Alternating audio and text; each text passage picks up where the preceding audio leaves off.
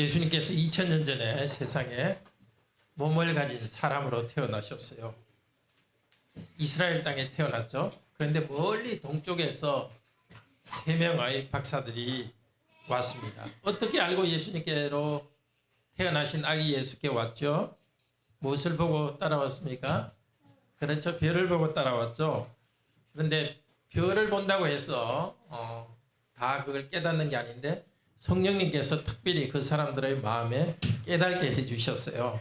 그래서 그 사람들 나라의 왕이 이 세 사람 동방박사를 이스라엘 땅으로 보냈습니다.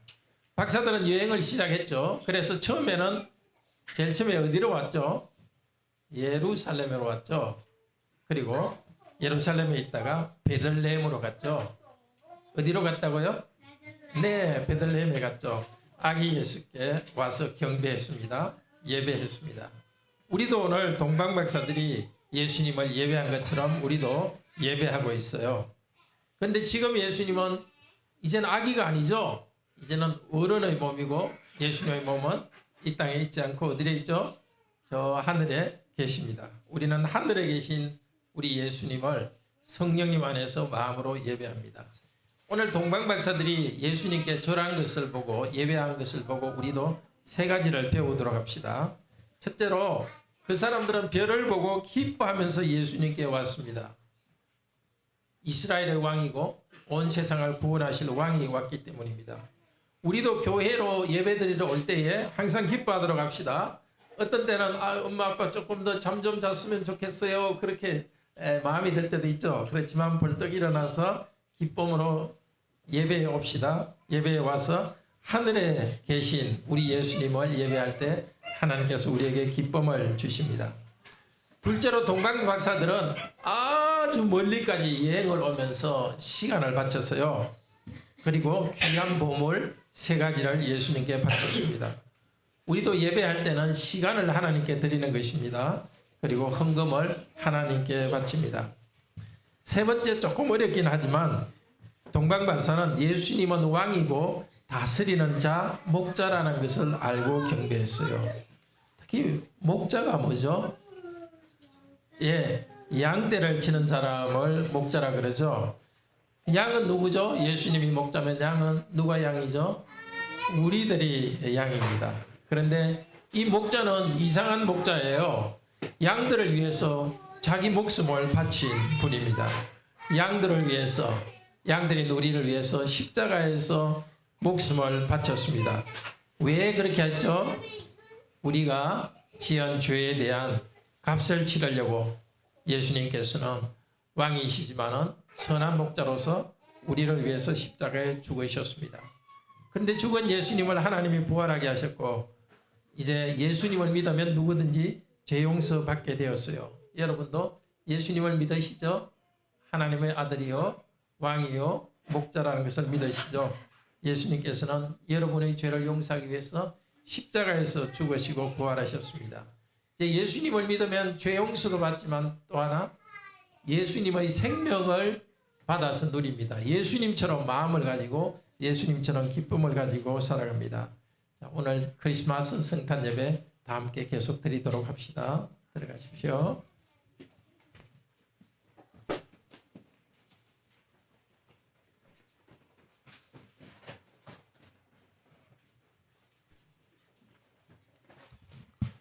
네, 왕이신 우리 주 예수 그리스도를 기뻐하며 경배합시다. 크리스마스는 그리스도 더하기 마스라는 단어에서 왔습니다. 그리스도를 예배한다는 뜻입니다. 하나님께서 사람이 되었습니다. 예수라는 이름을 가진 사람으로 태어났습니다. 메시아, 즉 그리스도죠. 메시아 그리스도로 우리에게 오신 왕이십니다. 그분은 주님, 우리의 주인이십니다. 첫 번째 크리스마스 때 하나님께서는 저 이스라엘보다 동쪽에 지금으로 이라크 지역되는 그곳에서 3명을 선택하셨습니다. 별을 통해서 그들을 인도하셨습니다. 예수 그리스도께 경배하게 했습니다. 그들은 온 세계 민족을 대표해서 왕이신 예수 그리스도께 절하며 경배했습니다. 예수 그리스도는 제사장으로서 십자가에서 우리 죄를 위해서 희생 제사를 드렸고 이제는 하늘에서 영광스러운 왕으로 다스리고 있습니다. 왕이신 예수님께 우리도 경배합시다. 첫째로 하나님은 당신의 백성이 왕이신 예수님께 예배하도록 은혜로 불러주십니다. 둘째로 왕이신 예수 그리스도를 저항하고 또 무관심하여서 예배하지 않는 사람들이 있습니다. 셋째로 왕이신 예수 그리스도를 기쁨의 참된 예배로 그리스도께 예배드립시다. 동방박사처럼 이 시간 다 함께 우리 크게 기뻐하며 왕께 경배할 수 있도록 성령께서 우리들을 인도해 주시기를 소원합니다. 첫째로 하나님께서는 당신의 백성이 이 왕을 경배하도록 와서 경배하도록 은혜로 불러주십니다. 그 동방에 있는 박사들 그들에게 별이라는 환경과 말씀과 꿈으로서 예수 그리스도께 인도했습니다. 먼저 하나님께서는 그들을 별빛을 통해서 그들을 인도하셨습니다. 예루살렘의 왕궁에 와서 물었습니다. 유대인들의 왕으로 태어나신 분이 어디에 있습니까? 그때 박사는 이 동방 지역에서 별을 보면서 점을 치던 그런 국가 공무원이었던 것 같습니다. 그런데 이상한 별이 나타났습니다. 그런데 별을 보고 점을 치는 거 그거는 미신이고 하나님이 좋아하시는 일은 아닙니다. 그런데도 하나님께서는 특별히 그들이 잘못되게 점을 치고 있지만은 특별히 성령께서 그들에게 마음의 감동을 주시고 특별히 별을 하나 준비하셔서 그들을 이 이스라엘 땅으로 오게 합니다. 그들이 살던 원래 나라의 왕들은 저 멀리 유대 땅에 왕자가 태어났다 하니까 외교관을 말하자면은 축하 외교관을 보낸 것이 바로 이 동방 박사들입니다. 그들은 별을 통해서 하나님의 인도를 받고 왔습니다. 오늘도 하나님께서는 우리들 중 어떤 사람에게는 외부 환경을 통해서 왕이신 예수 그리스도께로 인도합니다. 병 때문에 병이 낫겠다는 그런 병이라는 환경 때문에 병이 나으려는 욕심을 가지고 그런 갈망을 가지고 그 교회에 오기도 합니다. 그 위에 어떤 어려움 때문에 하나님을 찾기도 합니다. 그리스도의 교회로 인도하기도 합니다. 우리 어린이 여러분들은 기독교 가정에서 태어났기 때문에 그 환경 때문에 하나님께서 여러분을 불러주셨습니다. 어쨌든 하나님께서 환경을 통해서 인도하시는 것도 하나님께서 선택한 사람에게 특별히 은혜를 베풀어 주셨습니다. 하나님께서는 별을 통해서 그들을 예루살렘까지 오게 했습니다. 와서 헤롯 왕에게 물었고 헤롯 왕은 대제사장과 서기관들에게 물었습니다. 그 왕이라는 사람이 태어날 장소가 어딘지 물었습니다. 마태복음 2장 6절에 보면 이것은 미가서 5장 2절에 예언된 것을 말해줍니다. 또 유대 땅 베들레헴아 너는 유대 고을 중에서 가장 작지 아니하도다. 왜냐하면 내게서 한 다스리는 자가 나와서 내 백성 이스라엘의 목자가 되리라. 이 말씀이 동방박사들을 이제 인도합니다. 바로 베들레헴 그곳에 왕이 태어났다는 사실을 말씀을 통해서 배웁니다. 우리는 구약뿐만 아니라 신약 말씀까지 우리에게 있습니다. 마음의 평화나 단순히 어려움을 해결하기 위해서 그런 요인 때문에 예수님을 찾지 맙시다. 예수님을 정말 만나고 영적인 관계 속에 있도록 말씀을 잘 배우도록 합시다. 예배에서 말씀을 잘 배우도록 합시다. 예수님을 주인으로 모신 우리들에게도 하나님께서는 별과 같이 우리를 이끌어주는 것들도 있습니다. 일이 잘 돼서 기쁨으로 나아가기도 합니다. 때로는 고난이 별이 되어서 우리를 그리스도께 인도합니다. 그렇지만 이런 환경적인 것보다도 하나님의 말씀을 예배에서 듣고 개인적으로 읽으면서 말씀의 인도를 받아서 우리 주 예수께로 나아가도록 합시다. 둘째로 왕이신 그리스도를 저항하며 무관심하여서 예배하지 않는 사람들이 있었습니다. 먼저 헤롯 왕입니다. 헤롯 왕과 온 예루살렘은 소동이 났습니다. 안정을 찾지 못하고 흔들렸습니다. 아니 내가 왕인데 도대체 내 아들 말고 누가 왕자로 태어난단 말인가? 불안해하셨습니다. 그리고 동방 박사들에게 말합니다. 비밀리 불러서 말했습니다. 여러분이 그 왕으로 태어난 사람을 찾거든 나도 가서 예배할 수 있도록 나에게 말해 주십시오라고 말했습니다. 그렇지만 헤로드 왕은 마음속으로 뭘 생각하고 있죠? 찾기만 해봐라, 죽여버려야지 생각을 하고 있습니다. 헤롯은 왕이신 예수 그리스도를 자기의 경쟁자로 생각했습니다. 그분은 자기의 지위를 빼앗아가는 사람으로 생각했습니다. 헤롯은 탐욕과 권력욕에 우상처럼 생기고 있고 사실은 왕이 아니라 그 탐욕의 노예가 되었습니다. 만약 헤롯이 이 왕을, 새로 오신 왕을 왕으로 인정하고 섬겼으면 하나님이 도우시는 참된 왕이 되었을 것입니다. 죄와 마귀와 싸워 이기는 참된 왕이 되었을 것입니다. 우리도 그럴 수가 있습니다. 내 인생은 내 마음대로 원하는 대로 살한 거야. 그런 생각을 하면 예수님이 부담스럽고 귀찮습니다. 때로 무서운 존재가 되기로 합니다. 예수님을 싫어합니다.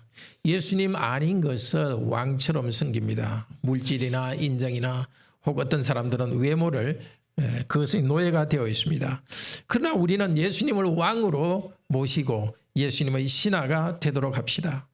예수님을 왕으로 모실 때 우리는 예수님의 신하로서 예수님의 왕적 다스림에 참여합니다. 하나님을 사랑하고 사람을 사랑하는 인생의 목표가 분명해집니다. 주인으로서 살아갈 수가 있습니다.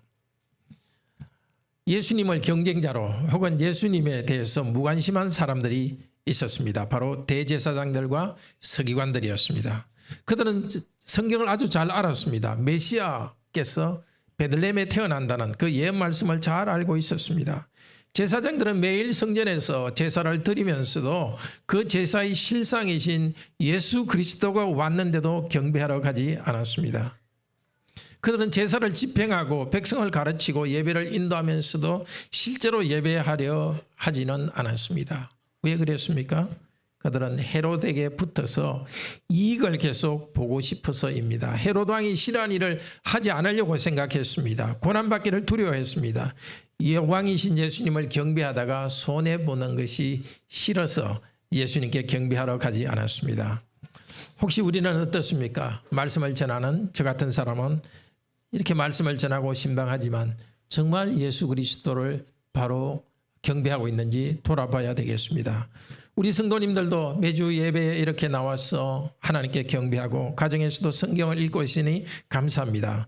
그렇지만은 우리의 왕이신 예수 그리스도를 실제적으로 경배하는 일이 있기를 바랍니다. 신앙생활을 형식적으로는 잘 하고 있는데 마음으로 혹시 예수 그리스도를 만나는 체험이 없습니까? 그렇다면 부르짖도록 합시다. 주여 나의 믿음 없는 것을 불쌍히 여기소서, 믿음을 주소서 부르짖으면서 예수님을 경배할 수 있기를 바랍니다. 셋째로 왕이신 예수께 기쁨의 참 예배를 드립시다. 동방 박사들처럼 그들은 왕궁을 떠나서 헤롯 왕궁을 따라서 예수님이 있는 베들레헴으로 갔습니다. 거기서 예수님을 만나 경배했습니다. 동방 박사들이 경배하는 것을 통해서 우리는 예배에 대해서 몇 가지를 배울 수가 있습니다. 6가지를 배울 수 있습니다. 첫째로 하나님의 말씀의 빛의 인도로 기쁨으로 예배에 나옵니다.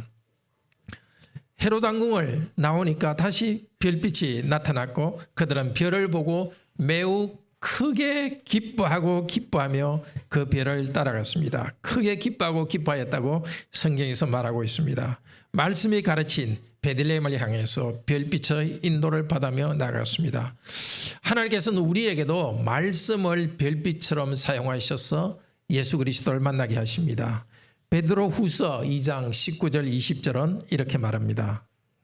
또 우리에게는 더 확실한 예언이 있어 어두운 데를 비추는 등불과 같으니 날이 새어 샛별이 너희 마음에 떠오르기까지 이것을 주의하는 것이 가아니라. 더 확실한 예언, 하나님의 말씀이 우리에게 있습니다. 어떤 체험에 비교할 수 없는 하나님의 말씀이 우리에게 있고 그 말씀을 주의해서 계속 배우고 그 말씀을 묵상할 때에 하나님께서는 우리 마음에 샛별을 떠오르게 하십니다.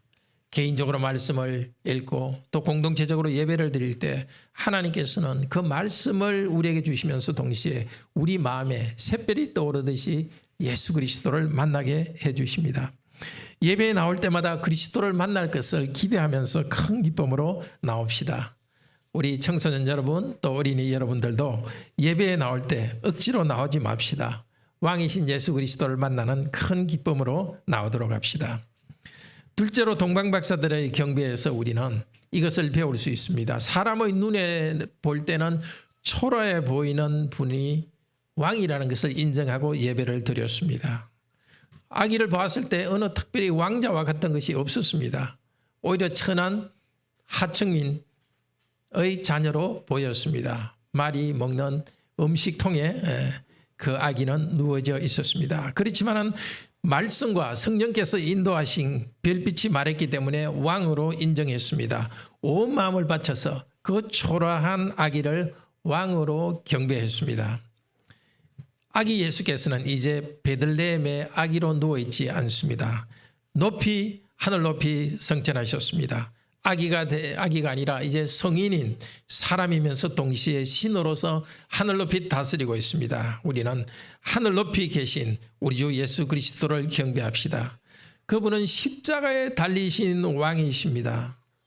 정말 왕이 십자가에 달려서 통치를 한다는 게 이상하지 않습니까?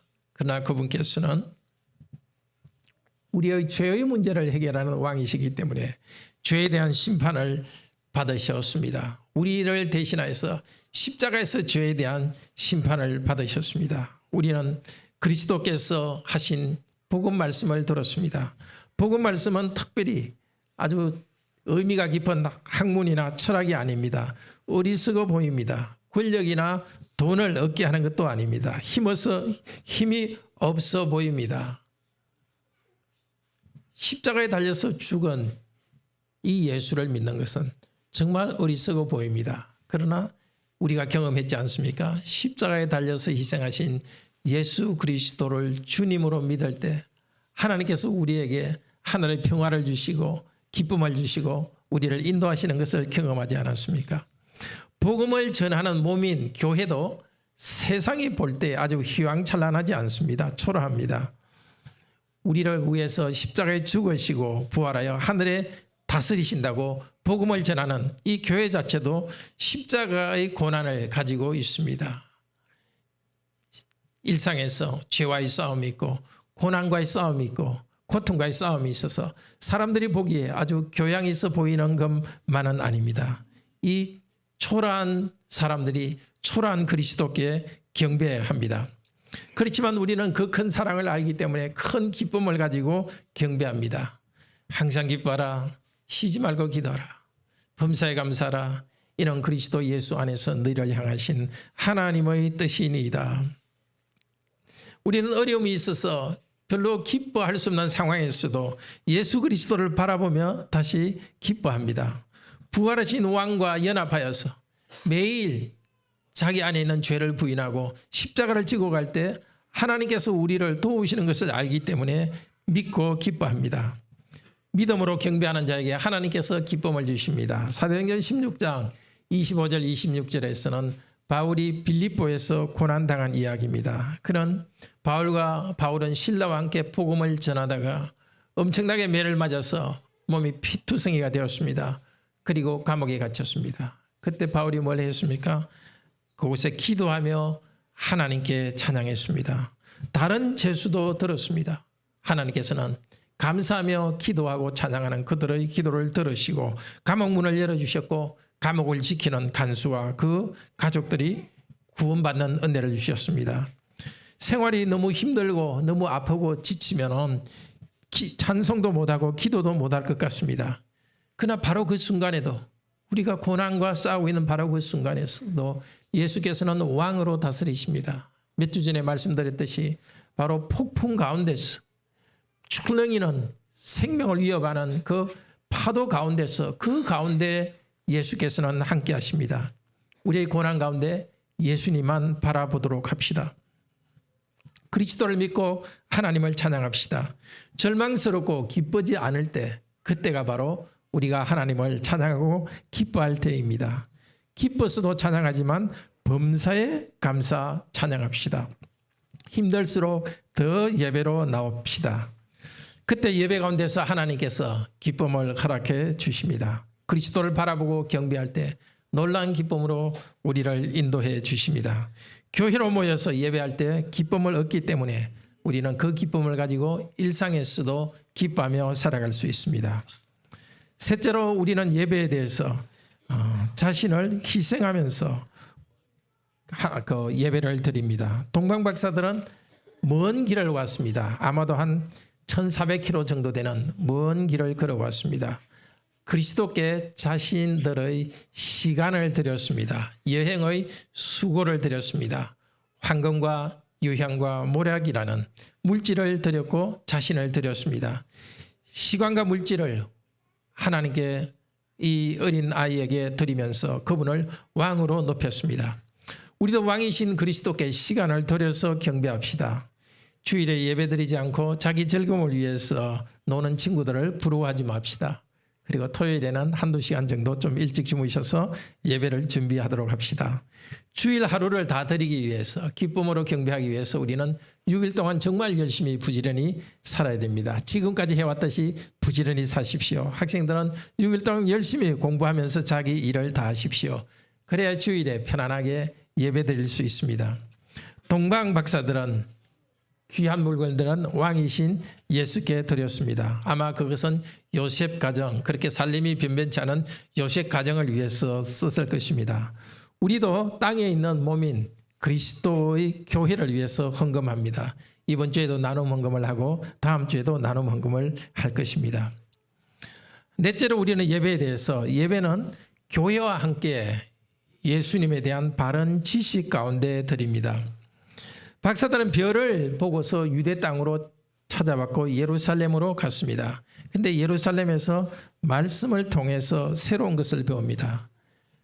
나실 분은 베들레헴에 태어나시는데 그분은 다스리는 자라는 것을 배웠습니다. 오늘 6절에 인용되고 있습니다. 다스리는 자, 다스리는 자라는 것은 총독이라는 말과 같은 단어입니다. 헤롯 왕도 있고 로마에서 보낸 총독도 있지만은 이 백성을 다스리는 참된 왕은 예수 그리스도라는 사실을 배웠습니다. 또 목자라고는 사실을 배웠습니다. 목자는 왕을 나타내는 말이기도 하지만 우리 주 예수님께서는 말씀하십니다. 요한복음 10장 11절에서 나는 선한 목자라. 선한 목자는 양들을 위하여 목숨을 버리거니와. 선한 목자께서는 양들인 우리를 생명의 길로 인도하기 위해서 희생당하셨습니다. 박사들이 예수님께 드린 선물도 큰 의미가 있습니다. 황금과 모략은 왕에게 바치는 좋은 선물입니다. 그들은 예수님을 왕으로 인정하며 바쳤습니다. 그런데 요한복음 마지막 부분, 요한복음 19장 39절에 보면 예수님이 십자가에서 죽으셨을 때의 그 시체에 바른 것이 바로 모략입니다. 모략은 왕에게 바치는 선물이기도 하지만 왕의 몸에 나중에 왕의 시체에 바를 물건이기도 합니다. 박사들은 잘 몰랐지만 그들이 드린 선물은 큰 의미가 있었습니다. 그들은 그냥 왕인 줄 알고 드렸지만 그러나 복음서의 전체를 통해 볼 때 그 왕은 십자가에 죽으실 왕이라는 것을 미리 보여주고 있습니다. 그들은 다 몰랐지만 성령님의 인도하심을 받아서 세 가지 예물을 드렸을 때 하나님의 뜻을 나타내는 계시의 수단이 되었습니다. 자신도 모르게 그들은 이 백성의 죄를 위하여 죽으실 왕을 인정한 것입니다. 여러분과 저의 죄 때문에 그리스도께서는 하나님의 저주를 받아서 죽으셨습니다. 죽으시고 부활하심으로써 하나님께서는 우리가 더 이상 저주받지 않게 하였습니다. 하나님의 아들과 딸로 입양해 주었습니다. 그리스도는 죽음과 사단을 이기신 왕이십니다. 지금 하나님의 보좌 우편에서 왕으로 다스리고 있습니다.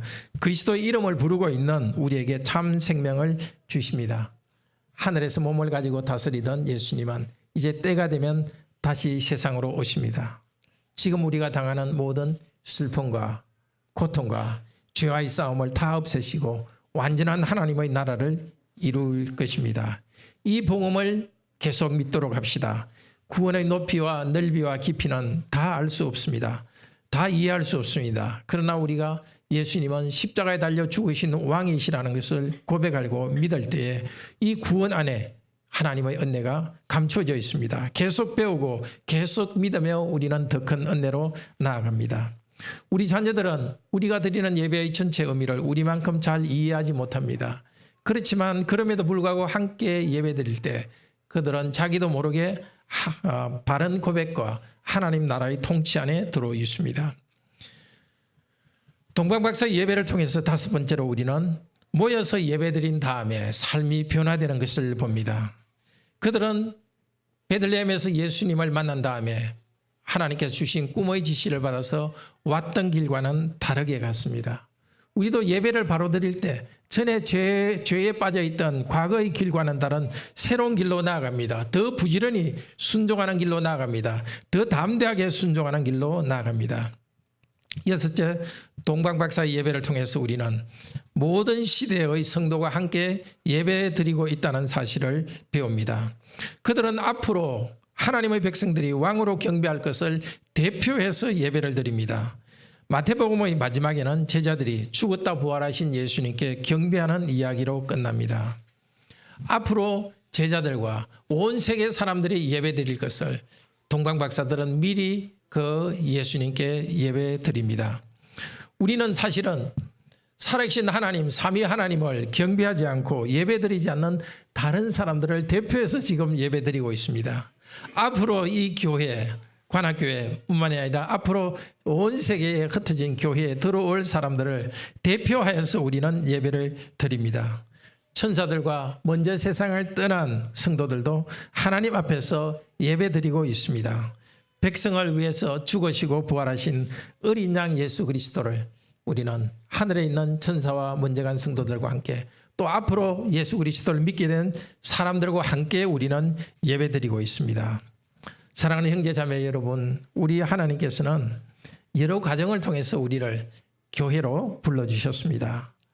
은혜로 우리를 선택하셨기 때문입니다. 동방박사 3명을 찍어서 선택했듯이 여기 있는 우리들을 선택하셨기 때문에 우리는 부르심을 받고 예배로 나왔습니다. 십자가에 죽으시고 부활하신 제사장이면서 왕이신 예수 그리스도를 배우고 믿게 되었습니다. 예수 그리스도께 절하며 엎드려 경배하며 기쁨으로 예배드립시다. 자기를 희생하며 시간과 물질을 드리는 것을 기뻐합시다. 순종하며 예배드립시다. 주일의 선한 목자로서 우리를 가르치신 우리 주 예수께서는 이번 한 주간 동안도 우리의 삶에서 선한 목자로서 말씀으로 우리를 인도할 것입니다. 우리 주님께서 재림하셔서 천국으로 인도할 것입니다. 그때는 그 영광스러운 주님을 우리의 이 눈으로 직접 보고 기쁨으로 예배를 드릴 것입니다. 죄도 없고 고통도 없이 예배 드릴 것입니다. 그날에 오실 예수 그리스도를 기다리며 오늘도 예수 그리스도께 경배하도록 합시다.